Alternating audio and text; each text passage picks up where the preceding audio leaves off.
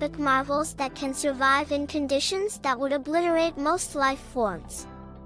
These tiny creatures, measuring just about 0.5 millimeters in length, can endure extreme temperatures, from near absolute zero to over 300 degrees Fahrenheit.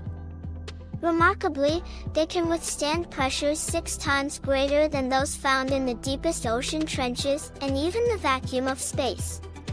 When faced with desiccation, tardigrades enter a state called cryptobiosis, essentially suspending their metabolism and curling up into a ball.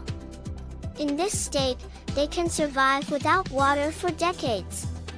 Scientists have even found them thriving after exposure to cosmic radiation. Their resilience has sparked interest in astrobiology